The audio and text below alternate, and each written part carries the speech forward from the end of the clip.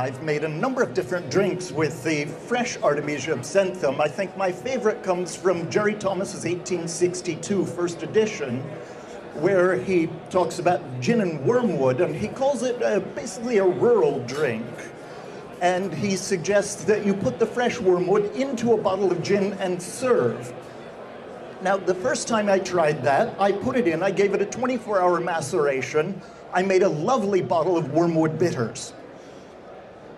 The next time I did it, I tasted it after 15 minutes. There wasn't really anything there. 30 minutes, not much. In an hour, it was completely transformed, but it revealed character that I had never known before in the Artemisia absinthium, because though there was a bitter note, it was also sweet, and there was a cream character to it. So at about an hour infusion of a good handful of fresh wormwood into a bottle of gin, it was a real surprise. Here we are. This is what is going to be our topic today. So let me introduce officially the seminar. My name is Giuseppe Gallo, and I'm the brand ambassador for Martini, and we're going to go through the Artemisia absinthium journey today. But to do so, I had to invite some very special guests, as you can see over there, to go deep into the history of Artemisia. I've been using history, all the great heritage behind some products, and also we want to make some cocktails. Because I guess most of us, we are bartenders over here, so we want to see how we can mix Artemisia, a product made with Artemisia, into the modern drinks. So that's why we have with us a great mixologist, 2010 Best International Bartender of the Year, Mr. Ago Perrone from the Connaught Bar.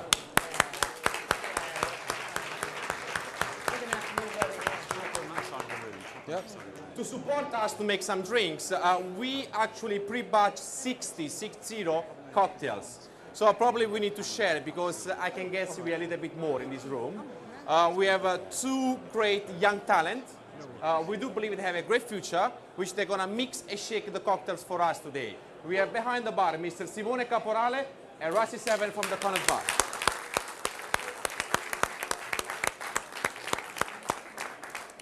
Also, in order to go deep into the history, as I said, we had to consult some of the most knowledgeable people in the industry. So that's why, from the countryside, all over the place, here we are, our professional drinker, a very good friend, Mr. Jared Brown and Anastasia Miller.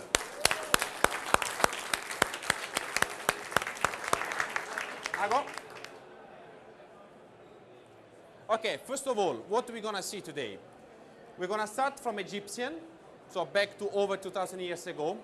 We're going to move far east in China, get back to Europe via Greek with Hippocratic wine, going through the Romans' time, the Middle Age, to end up to the modern days with vermouth, absinthe, and liqueurs.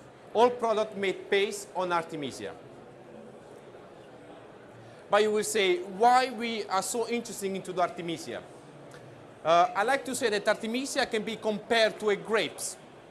With the grapes, you can make wine, you can make a grappa, you can make brandy, you can make UDV, you can make so many different products. The same thing with Artemisia. Artemisia you can use as a natural colorant to get a nice green color. You can use for flavor, as happening in the vermouth and liqueurs, but also you can use as a fermenting bitter notes in a beer. We find out that actually 150 years ago, some of the brewery here in UK, they were making beer with Artemisia rather than hops. But before to go into the distillation, maceration, how you use Artemisia into the product today, we need to see where it's coming from and what we can do with it. So I will hand over now for the historic part to Jared Brown and Anastasia Miller. We're going to work a bit backwards and forwards, only because when you think about Egypt, they were actually one of the first people who documented the fact that wormwood, well, no, there's actually, well, we'll discuss this in a second. There's more than one type of wormwood. But they were the first ones to say, oh, this stuff is wonderful. If you put it into some kind of an infusion, it does seem to get rid of digestive worms. So we can give that one first of all to the Egyptians. Let's go back to about 7,000 BC, though. For a long time, the Chinese had realized that if you wanted to make the value of medicinal herbs and spices work for a long period of time, the best way to do it was to infuse them into wine and into spirit. So one of the first things they just discovered in about 2004 were jars of rice wine slash millet wine slash millet and rice spirit that had different types of wormwood, chrysanthemum, Chinese elemi, all sorts of things in it. And it was definitely used to preserve it. In fact, they could actually still figure out what it was 7,000 years later. Yeah. Okay, well, the way that things usually go is as great trade makes great brains move wherever they go to trade more things. China is a great example. From China to India, from India to Greece via Alexander the Great. The ancient Greeks discovered all of these wonderful botanicals that were considered to be exotic, and then they discovered they had them in their own backyard. And one of the best ones they had, in fact, was a particular version of wormwood. How many people know how many different types of wormwood there are? Anybody? Okay, there's 3 different kinds. There's the one that we all know that's used in absinthe. There's another one that's called pontica, or Roman wormwood, that was also used to make infusions because it was a bitter, not as bitter as Artemisia absinthium. And then there's also another one called sea wormwood.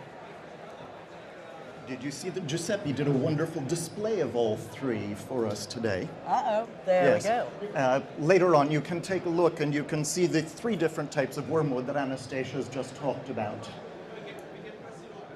Yeah. Oh, Pass them okay. over. We didn't have those the last time we did this. It's so nice to be able to see them this time. I love it. I absolutely love it. Just 1 second. The 3 types of Artemisia we're passing over right now. What we got? We got Artemisia absinthium that you will see have the little small flower. I think you got on the table already from Jared. It's the one that you got the banana smell. Then you have the Artemisia vulgaris and the Artemisia pontica. The Artemisia vulgaris is the one which give a very bitter herby notes to vermouth and absinthe. And then the vulgaris is probably one of the most common one used for vermouth and absinthe. One is a little bit more leaves, another one has more flower. Just smell it, see it. It's not really fresh because we harvested it a month ago and the season is over now. But at least it can give you an idea how Artemisia is harvested and how it's growing. Very good. And if you do decide you're ever going to grow any, it's really shocking when you think it's going to die and it's winter time, and then you wake up one morning and the thing grows to about that tall and about like that. So beware. If you decide to do it, don't put it in a tiny pot. It's going to go mental. Anyways, the Greeks. Everyone's heard about Hippocrates coming up with this lovely combination of absinthe and Crete, dittany of Crete, which is actually now a rare protected plant. And it's a member of the oregano family. And he used that with wine as a digestive. He actually wasn't the only one. In fact, when we were researching the book that we're officially saying is published today, there were about 4 different people who were making great recommendations about using absinthe as a digestive help. I mean, if you had, really bad stomach, if you had anorexia, they probably just gave you this stuff as a general prescription. But it was interesting that also the ancient Greeks discovered that if you wanted to add the bitterness from this medicinal plant that seemed to be such a wonderful thing that people actually started calling it a pleasure drug, they'd say, why don't you just plant the Artemisia next to the grapevines that you're going to be using in the wine? Believe it or not, this stuff is so strong in the ground that it actually transfers its bitterness straight to the grape. So rather than going through infusion, they just do it straight from the ground. One of those fun ones. Okay. Now, as I say, the Romans actually were influenced by these lovely Greek doctors.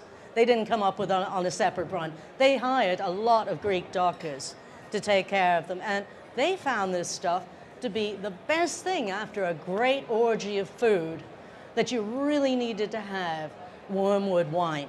Wormwood wine became the one most pleasant after dinner drink that you could possibly have in a million years. And this carried through. I mean, it really did. People's diets were not particularly full of your 5 veg and fruit, so you needed something to clear the digestion after having huge roasts. You never could tell how the meal was going to go anyways. But it carried down, despite the fact that the church didn't want anybody to know what the ancient Greeks, the ancient Indians, the ancient Romans, and the ancient Chinese were doing. But all of these scholars and monasteries picked up on these interesting hints about how you could cure different ailments. And so there were clergy who were specialists in monasteries in producing wormwood wines. And of course, who could afford all these wormwood wines that the clergy was doing? Royalty. And guess who picked up on drinking this stuff outside of medicinal purposes? Royalty. Now, one of the places where the monasteries became very talented at interpreting all this stuff and actually coming up with some fabulous recipes is in the Piedmonte district. At the time, the Piedmonte district was from Chambéry, France, all the way over into Torino.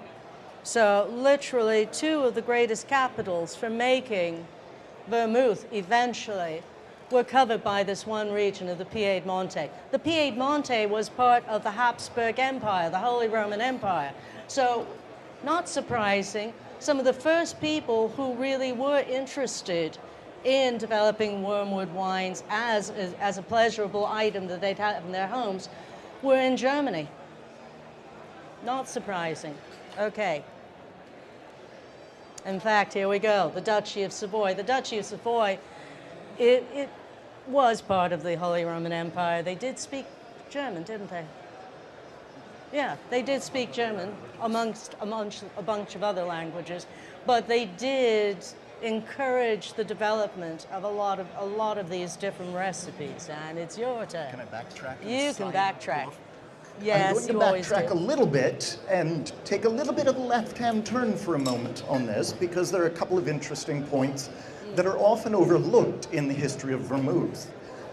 In researching vermouth, most historians naturally search for vermouth or vermouth or any of the variant spellings on that, which leaves a gaping hole in most of the research, that being the English history of it, where it was not called vermouth, that was a German word.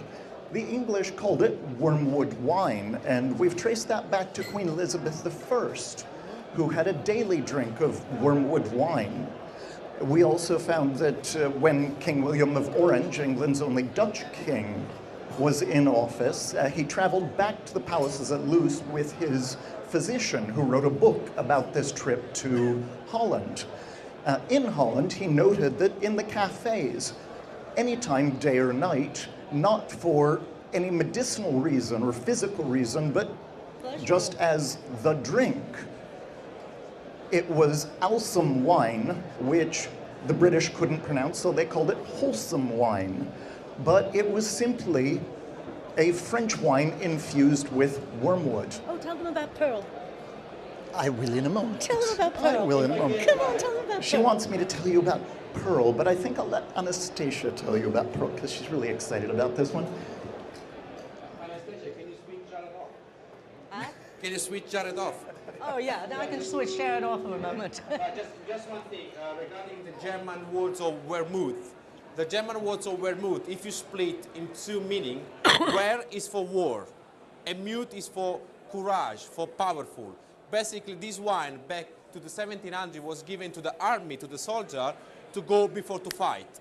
So they were drinking a lot of this vermouth wine before to go for a fight, because we give them power, courage. So war, and mute, courage. Then the trendy, he moved a little bit to France, to Paris, with the King Louis XV, 16, where it's starting to be called le vermouth in French. It was the aperitivo di corte, what it was like the aperitif given to old people on Versailles or like the nice banquet by the King 15. And then the cousin Dutch of Savoy in Piedmont in Turin, they're starting to import the same kind of trendy to Turin and calling the vermouth. This one is like the whole tour about the words. But basically what we know today as vermouth is a wine based with wormwood. Well, in fact, you cannot have a vermouth without having wormwood according to the EU. Before we're moving on, I see that we got some cocktails going around. What are we drinking? Ago, What are we drinking? tell us, what are we drinking? To the mic. Watch out. How do you enjoy the first drink? Good? It's called Balsamic Martinez. What we did our interpretation of the very famous Martinez.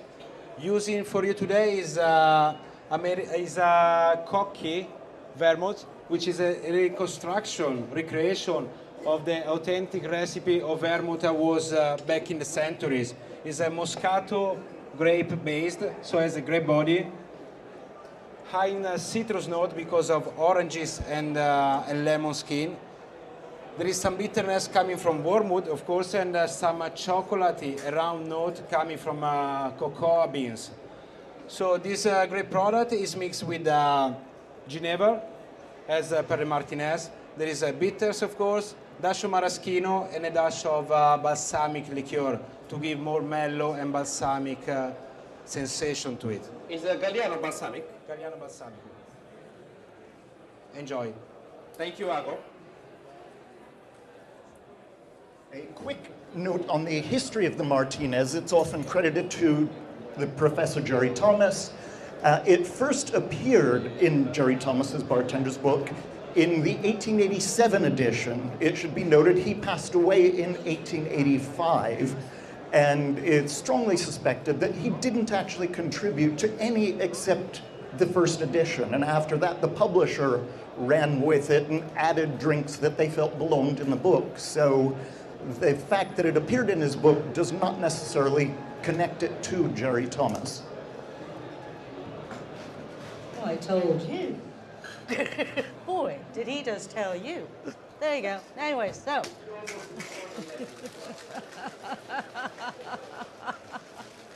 Well, that's not even the end of it. Anyways, let's discuss Turin. Why is it that Turin became the capital of making Vermouth di Torino, which is an EU-protected substance?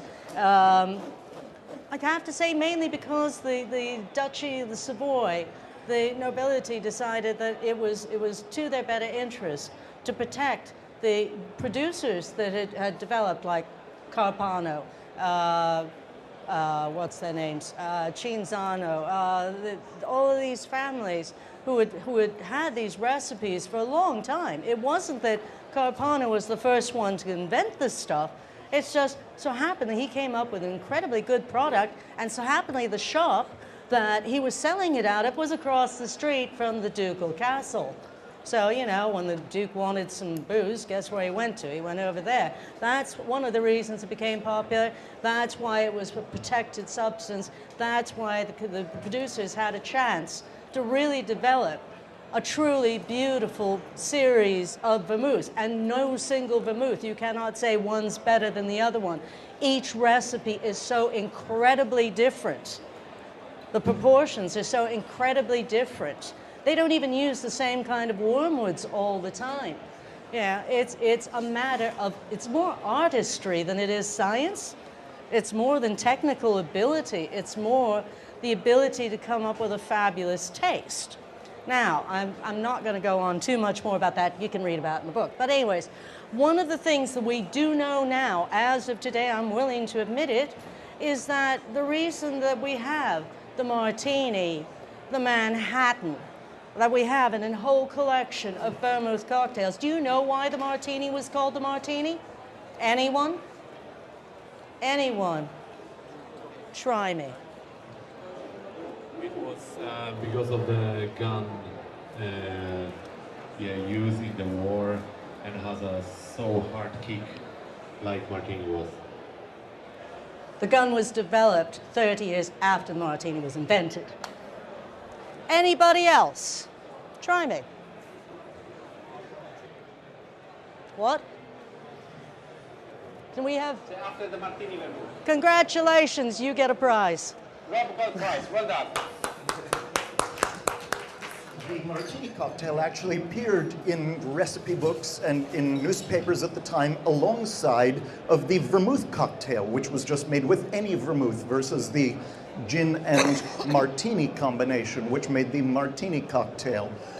It was I think by the early 1890s, we found New York Times advertisements from Martini saying, remember, a real martini cocktail is only made with martini vermouth. And also at the time, believe it or not, because vermouth cocktails as we know them, the martini, the Manhattan, etc., really didn't come along in the US until the 1860s, 1870s. It was literally right after Martini and Rossi started importing to the US. Noy Prat was importing down south to New Orleans, where they had a bigger interest, but the ones that were becoming most popular, the first martini was made with sweet vermouth. It didn't become a dry vermouth drink, in fact, until extra dry Martini and Rossi was invented. So I didn't know it. When we wrote a book in 1996, we never knew it, and now I concede. So you have a new insight about the martini, about why it is you actually have all of these drinks, is because there was a phenomenal interest by Italian expats, by German expats who loved vermouth so much that they excited the producers to actually bring this stuff to the US. You also may not know this, over 40% of bars and the great barmen that we all know and respect in the United States who invented all these fabulous cocktails were from Germany. And so they brought with them a tradition of drinking wormwood wine and considering wormwood wine as a very secure element to play with. So everything we thought we knew, we have to admit, we now changed. Also, Anastasia, if I can add on your point, on 1900, Martini and Rossi vermouth, they were already exporting to US a pre-mixed bottle of gin martini cocktail. And we have some bottle of those, which was 50-50. 50 of dry vermouth and 50 of gin, London dry gin. Okay, Jared, absinthe.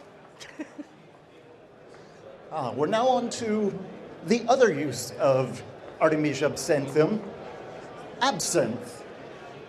Now, it was advances in shipping that brought the phylloxera louse from the United States to France. In the days of the sailing ships moved too slowly for the phylloxera louse to survive the journey. With the steamships, they arrived while they were still alive, and that was how they wiped out the French rootstock at that time. Now, this left the French a bit puzzled as to what to drink. So they moved on to some wines made from potato, beetroot. That didn't get them very far, so they became a nation of spirits and liqueur drinkers. Absinthe came to the fore during that time. Now, as the wine industry recovered, the French government poured a lot of money into the wine industry. They used this money in part to undermine sales of spirits through propaganda. And it was the wine industry that began these rumors that absinthe was highly addictive and that it was very dangerous. And they funded medical studies that backed all of this information up. And when did they finally lift the ban? And it was banned in, that was 1905? 1915. 1915, absinthe was banned in France. That ban was lifted in part due to lobbying by Lafay Absinthe in, I believe that was May 18th of 2011. Yeah. So the ban on absinthe has just been lifted in France. The specific plant of Artemisia, we just want to ask Ago about the cocktails. If we can go 2 slides back, we can see the recipe. There we are. Underneath on the bottom. Second drink is all about absinthe as inspiration. Actually, the original recipe was created by our dear friend Nick Strangeway, when he mixed the pineapple and sage daiquiri. I see a lot of new faces, but I'm pretty sure that everybody in this room knows about Nick and knows about this drink.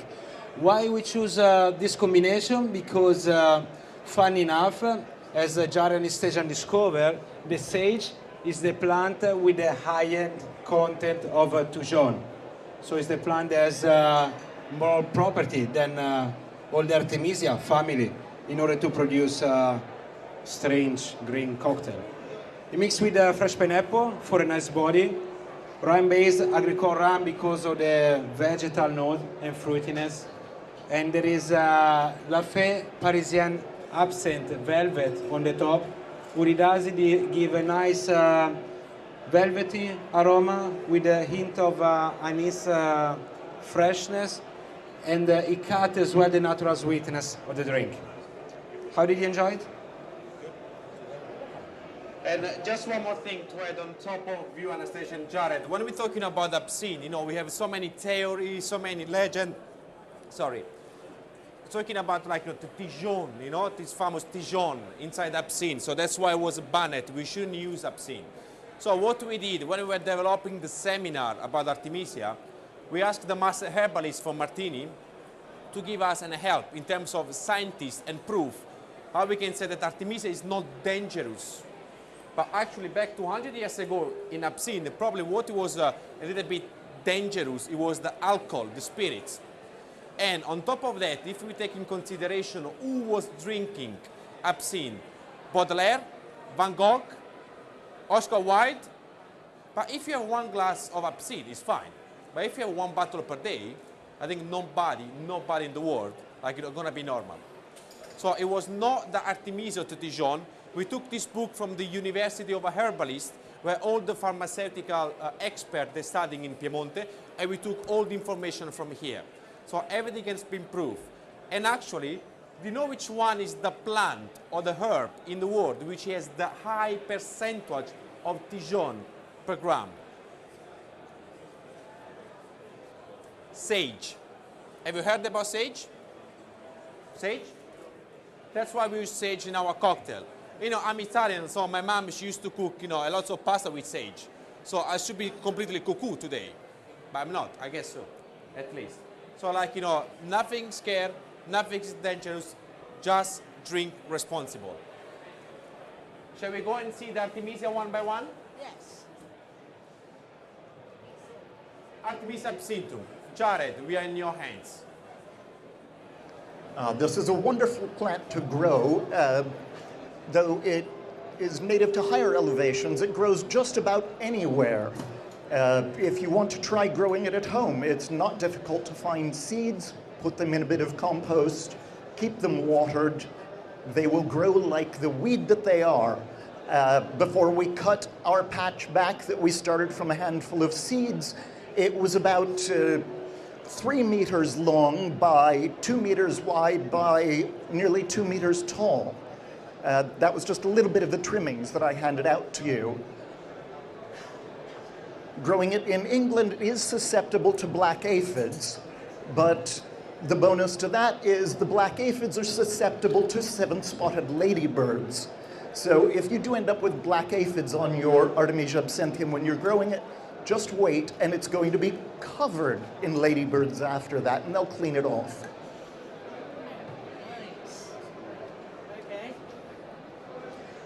The Pontica, Also known as Artemisia romana. yes, also known as the Artemisia romana, is sometimes mislabeled as only giving color to absinthe.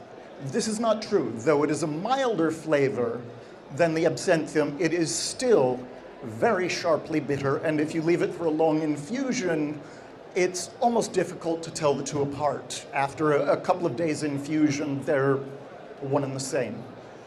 The Artemisia romana, after the absinthium, of course, is the most used plant in liqueurs, vermouth, and absinthe.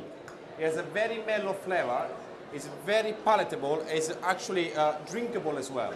So how we can extract the essential oil from the Artemisia, the bitterness and the flavor? Basically, most of the time is a blend with alcohol and water. In vermouth, most of the times is blend 60% of alcohol, 40% of pure water, distilled water. We leave the Artemisia one by one, soaked for several days, and this one will have a very nice deep green color. That green color is what you can find today in absinthe. Otherwise, you can distill. After you soak together, in this case, you actually can blend different types of Artemisia, Absinthium, Romana, or Vulgaris, all together, 60% of alcohol, 40% of water, and then you can distill.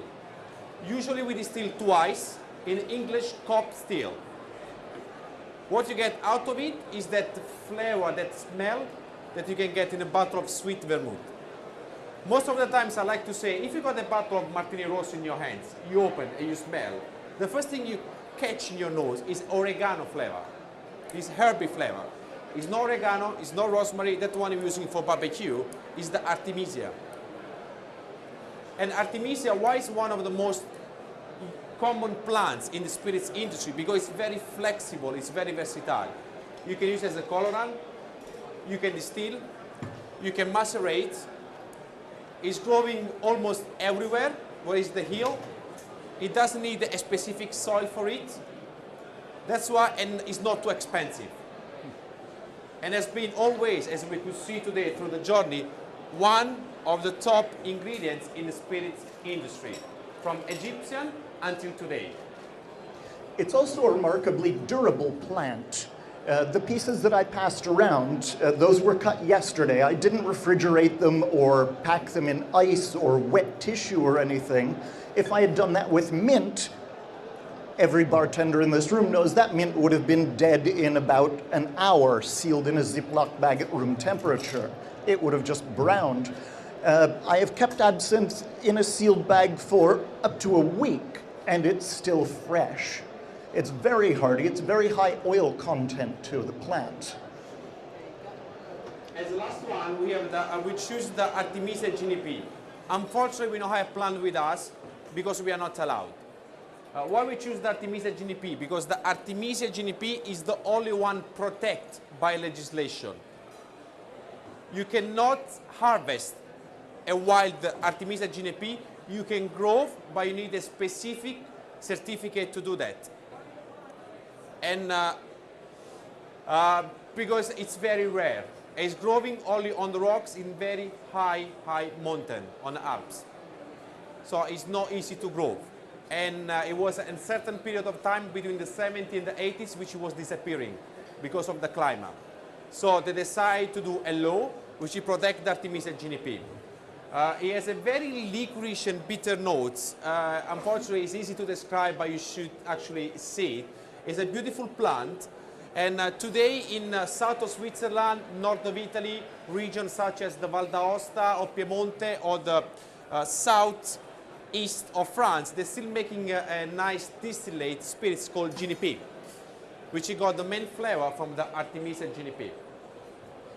And the GNP is normally served neat as a digestive. Now, we've been testing some cocktails, and we're going again through like the four main categories they're using Artemisia today. The first one, of course, is vermouth.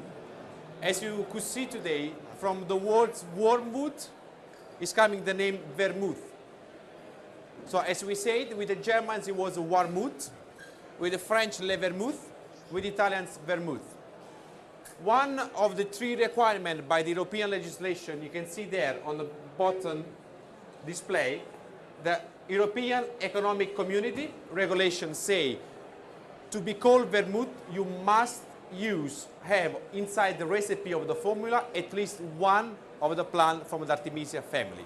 And that's where the name comes from. So all the vermouth, they got the name from the wormwood plant.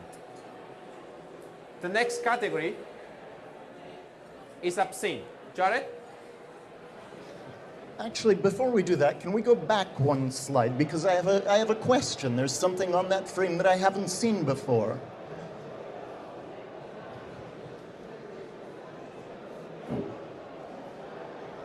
When did Sacred Spirits go into making vermouth?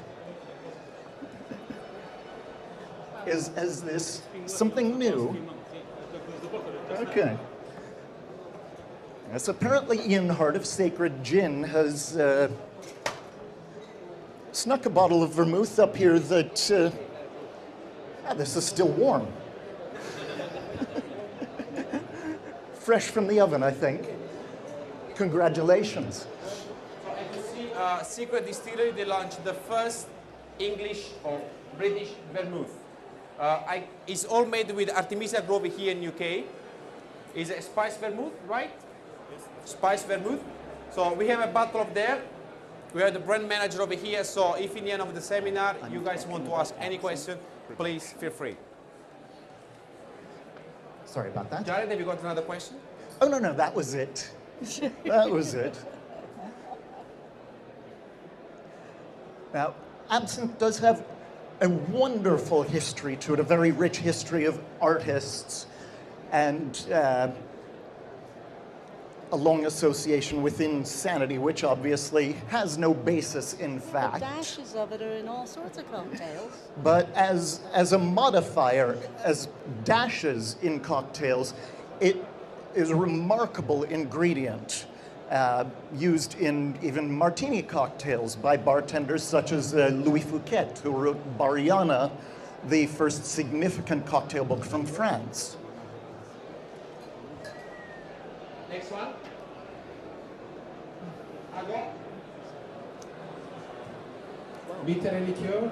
Liqueur, I think they played a major, very important role into the category we're talking about today. Why? Because, well, liqueur is a Latin word, means liquefare, means transform from liquid, from solid to liquid. Why? Because our ancestors, monks and doctors, what they wanted to obtain by infusing plants and fruit and herbs and spices, with alcohol, they wanted to extract flavor, they wanted to extract the color, they wanted to extract the properties of the ingredients. So we can clearly say that the monks, the doctors, they are the bartender predecessor, because they were using such a technique that we use today as well. We do infusion, we do maceration, we do aging in barrel, aging in bottle. Somebody start to distill, to redistill, to smoking the stuff as well. So it's a lot of technique that we take in back and is a real example for us and we can get inspired from. We have today Galliano. Galliano is a herbal liqueur, as everybody knows, from Italy. Wormwood is one of the main ingredients as well. The type of wormwood we use is Artemisia. It's called Artemisia. Pontica. It's the Pontica, exactly. It's the Pontica. As we said before, it's bitter. It's also floral. They use all the plants in the Galliano, so they use the top and the bottom. So we get the floral, the bitter, the herbal note. They're mixed with all the other Mediterranean ingredients as well. The drinks that you had after the daiquiri, I think you had two already. One was based on Martini Rosato.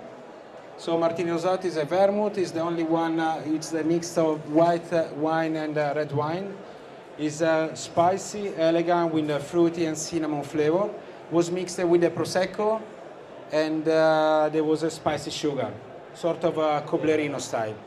Nice and easy with the spicy sugar actually is mixed with the rose petal. So it was a floral to recall the floral note. The second one is in your hands at the moment, is a julep. It's a bourbon based with sacred vermouth mixed with mint and majorana syrup. Giuseppe, before we move on to the next slide, there's something I wanted to mention to Ago that I think might be of interest to everyone. I just the other day discovered who was the first Galliano salesman in the United States after Prohibition. After Prohibition was repealed in the United States, a little company called 21 Brands was started by these two guys named Jack and Charlie, who had Jack and Charlie's Speakeasy on 52nd Street in New York, that would later become the 21 Club. And there was this young man who escaped a court-martial, I think. There was a possibility of a court-martial from the British Navy by sharing a bottle of whiskey with the guard. Then he got on a ship, came to New York, found a little flat in the Bowery, and he became the first salesman for 21 brands. That was David Niven, the British film star. Later, in his autobiography, he would write, "I was their first and worst salesman."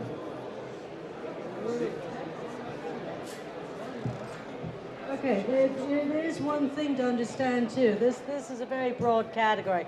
Bitter herbal liqueur. Have you ever had Fernet Branca? Have you ever had an Amaro?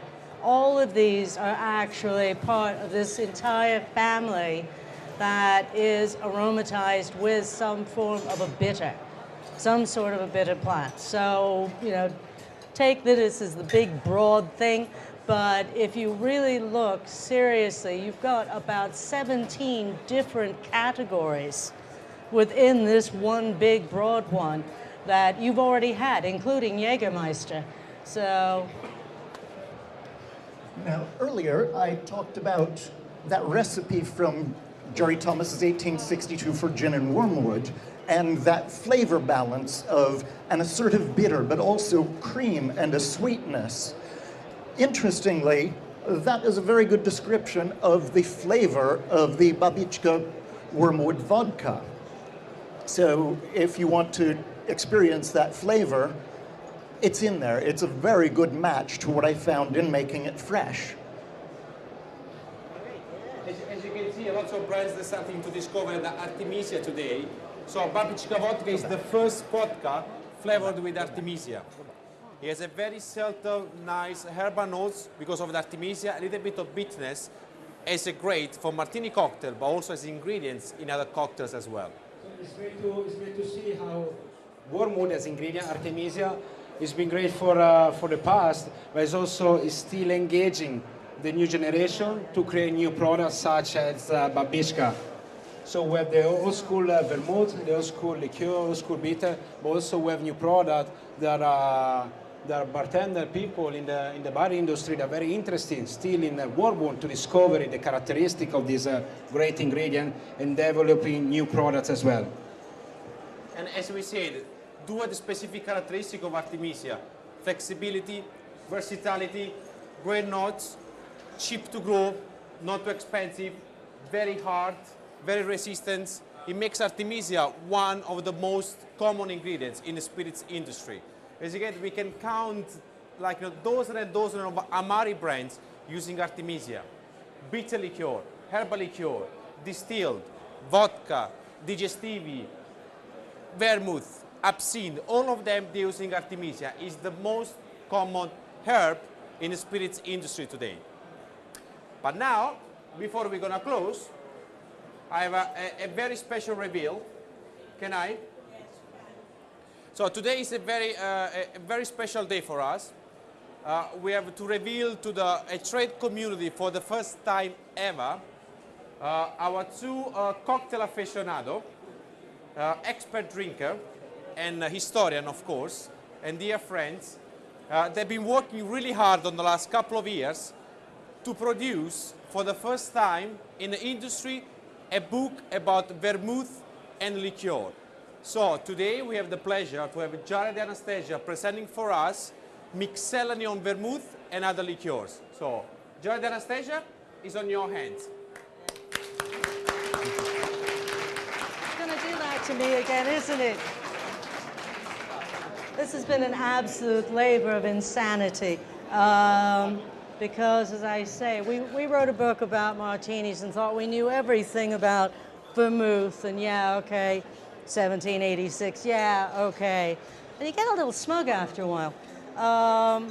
Someone put us up to a great dare to spend a couple of years researching, and then we said, well, we might be able to get this done a little bit. And then it became, oh dear, I didn't know that this used to happen, this used to happen. So we found out a lot about the history, as I say, all the way back to China. where it actually got imported, who really was responsible for doing what. But then we went really mental and said, okay, let's just write a chapter about how many different types of wine are used in all the different types of vermouths. And do they have anything in common? Not really. Then someone had said this grand sweeping statement a couple of years ago to us of, oh, well, you know, it shouldn't be too difficult with the botanicals because they only use about 40 in the whole world. I stopped at 66. I could go on to another 72 before I'm done. But I stopped at 66 because some of them were just unremarkably strange, and I'd have to see that they really did use the stuff.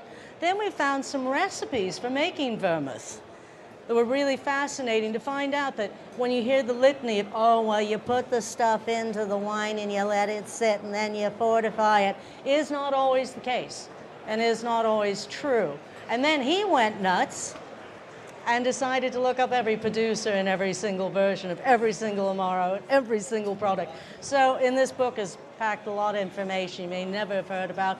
Plus we had to talk about some of the major cocktails in their history. Chunk.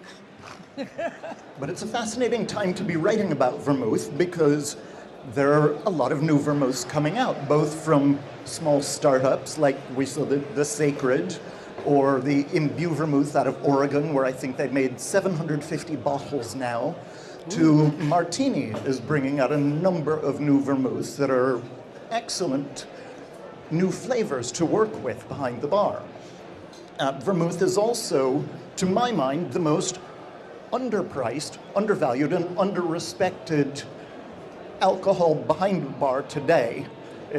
For what you buy for £6 is really something that tastes in at about 25. It's kind of the opposite of a Chateau Margaux. Wonderful Bordeaux, but for what you pay 250, 350 pounds for, it tastes like a great 100-pound bottle of wine.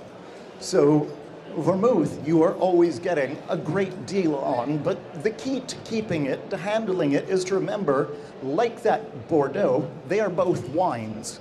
They breathe, they spoil, they rot, which is one of the reasons that vermouth got a bad reputation, especially in the United States after the two world wars, when they forgot how to handle vermouth, and they would leave it in the speed rail with a pour spout in it for 6 months, 18 months, 20 years. And of course you wanted a drier and drier martini. Now that that's turning around, it's a great time to be diving back into vermouth. I've been working with a martini, which is a vermouth brand, for the last 3 years. And luckily I had the chance to traveling throughout the world. And whatever it would be, everybody will ask, but where I can learn a little bit more about vermouth, where I can learn how it's made, what wine using, what kind of botanicals, like the process, the timing. And it's been always this kind of question. So now we got all the answers. And actually I think we got even a little bit more, because I had the pleasure to read this book a few weeks ago as a preview. So like you get completely crazy, because you know Jordi and Anastasia, they can go really deep into it. So it's my great pleasure, it's an honor to share this seminar today with them. And I think it's a great job, so take your chance. You're going to be the first one to have a vermouth liqueur book available right now for you. So thank you very much, Jordi and Anastasia. Very good, applauding you, woman. There we go. Okay. Last bits, last couple of drinks.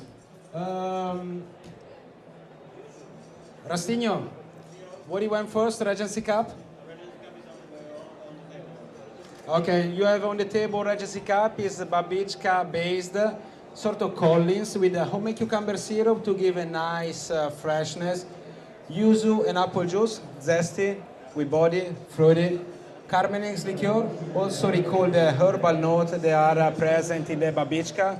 And we have a homemade green tea soda to give more kind of a freshness, a sensation, and also give some dryness. On the trays there is yellow Samarin based on Galliano with dry sherry, so they balance each other with the sweet and spiciness. Yes, a nice dry and nutty finish with the gin base that enhance all the ingredients. present in both Galliano and London Dry Gin. Celery bitter and a lemon zest as a garnish. Thank you, Vago. So now before we finish, first of all, I want to thank all the brands that have been supporting this seminar. Paprika Vodka, Secret Distiller Vermouth, Martini Rossi, Galliano, Lafite Absinthe, Cocchi Vermouth di Torino, and Visciolata Liqueur. Also, I want to say a huge thank you to Jared Anastasia for all the research and the support in the vermouth liqueurs.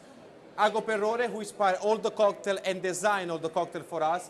But moreover, I want to say thank you to Simone Caporale and Rassi 7 because they take the day off, they've been working very hard, and they're here with us. So thank you very much, guys. Thank you, everybody.